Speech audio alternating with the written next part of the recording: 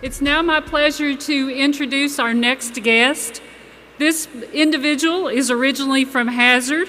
He's nationally recognized as a businessman with many awards. He's president and CEO of Alliance Resource Partners. He's a graduate of the University of Kentucky, both undergraduate and law school. He's one of the largest contributors to philanthropic endeavors in the state of Kentucky.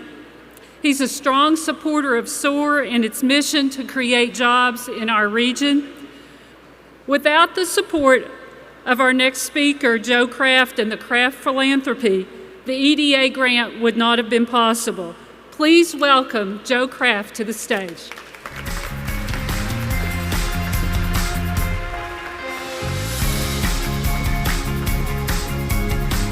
Thank you, Kim.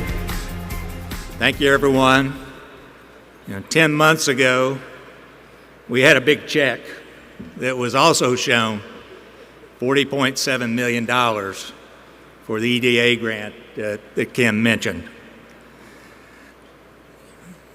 What we've seen over the last 10 months is a tremendous start to what's going to be a tremendous opportunity for Eastern Kentucky. As history, as Kim said, I'm from Hazard, Kentucky. What this program is all about for the Recompete program, it is trying to get those people aged 25 to 54 that are not in the workforce into the workforce so that they can create their own vision, their own purpose in life, their own agency. They can have opportunity. As I was in my formative years in Hazard, Kentucky in the 60s, we had a situation where we had Lyndon Johnson coming to Eastern Kentucky declaring the war on poverty, and we had the same circumstance as we have today where people were feeling that there weren't opportunities. I can tell you then it was a lot harder than it is today, because today we have this organization, we have business leaders, we have infrastructure, we have some tremendous opportunities I want to speak to. But in those days, it really took the jobs of the coal industry to show what it really takes to bring people hope and the opportunity to find a way to work and to create purpose in their own life and have the dignity of work. I've seen that by hiring tens of thousands of people over my career. I had two people just recently retire after 44 years. And they constantly, at their retirement, are coming to me and saying, you don't know what this job means for me and my family, for what it has been able to provide for us. But more important than anything, it's the purpose that they felt that they were able to achieve their own American dream. Our philanthropy is totally driven about the American dream because I had the opportunity to live the American dream.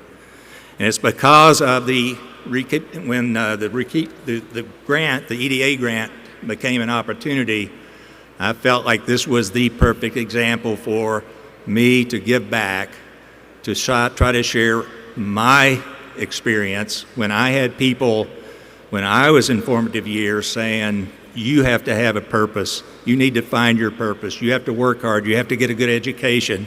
And if you do that, then you're going to be a valued member of society. I got to experience that, and I know these thousands and thousands and thousands of people that are sitting on the sidelines would love to have that same experience, and I think the EDA grant is giving them that opportunity, and we are seeing the progress that SOAR is making, and I just want to say thank you to the staff and everybody that's working hard to make this program a success. So 10 months of opportunity, and a lot's happened in those 10 months. When you think about everything that you heard in the first panel today about AI and what that's going to mean for our society and what that's going to mean for job opportunities, it's amazing how fast these opportunities are presenting themselves to our country. When you combine not only the national emergency that the president declared almost in his first day of office because of their grid shortage and the demand that's needed for the data centers for AI that you heard this morning, it truly is a national imperative and national emergency that we need to direct for national security interests. Recently, we had Brett Guthrie come to Louisville as a recognition for his role as chairman of the Energy and Commerce Committee, and he spoke to this specific issue. And he recommended to the crowd that was gathered to buy the book Genesis that was written by Henry Kissinger and Eric Schmidt and another gentleman, which talked about AI and the hope that it's going to bring for our country. I haven't read it, but I think that a lot of people went on Amazon right after that to try to understand truly the meaning. I think our first panel today did an excellent job of defining that this is real and this is something that we're going to have to embrace. And I think that we're on that path. Somebody asked the question earlier today about jobs and how it creates those jobs. And you got to look at the various elements. And yes, there are jobs that are redundant that will be eliminated, but there are going to be tremendous job opportunities that are created because we do have this gap to where we don't have enough employees really to step up and take advantage of all the opportunities we're going to have because of the reshoring and the other things that AI is going to provide as opportunities for America to continue to have its leadership position in the world.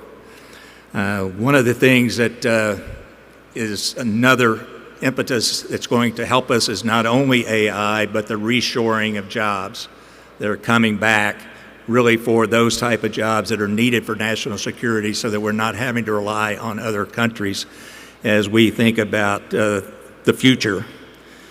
Another piece that's going to help Eastern Kentucky in particular and all rural America was in the big beautiful bill that was passed on July 4th, I believe.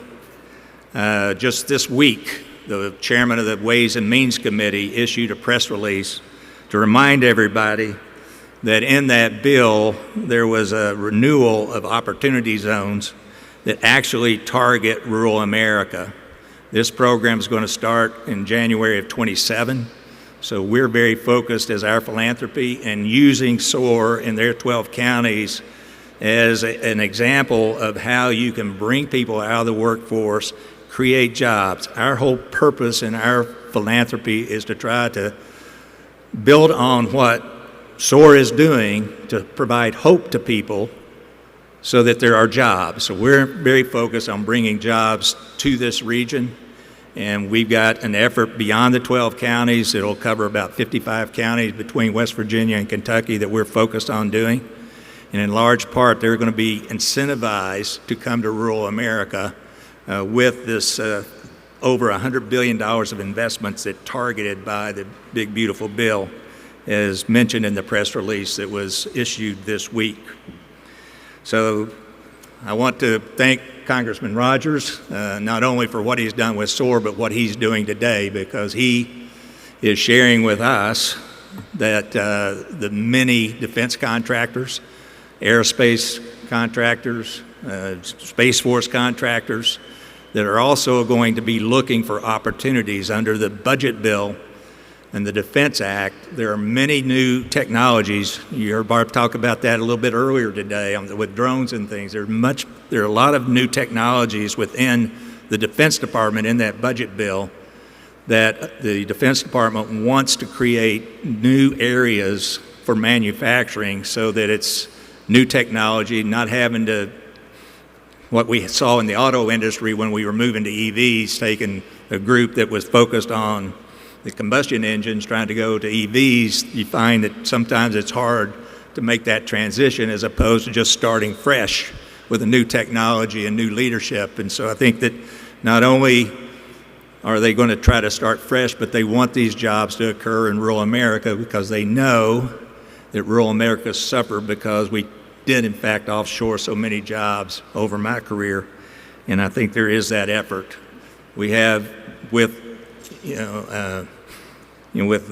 Brett Guthrie in his position, Congressman Rogers in his position, as well as all of our congressional delegation. They're very focused within their various committees to try to take advantage of these opportunities and bring jobs to this region. That's what we're about. I just want to say that This program, again, it's not a program. It's not about just jobs, but it's really about instilling in the people that they are valued. They need to search for their purpose. They will benefit from the dignity of work. They will make a difference in people's lives, and that's what we're about. That's what you all are about. That's why you're here. I just want to let you know that we're going to make this program so successful that there were 15,000 jobs that vanished because of the change in policy relative to the coal industry. It's my job, it's my responsibility, and my desire, my dream is to make sure that by the next 5 years we're going to get those 15,000 jobs back that we lost in the coal industry and have the multiplier effect that'll be even more. So I need your help.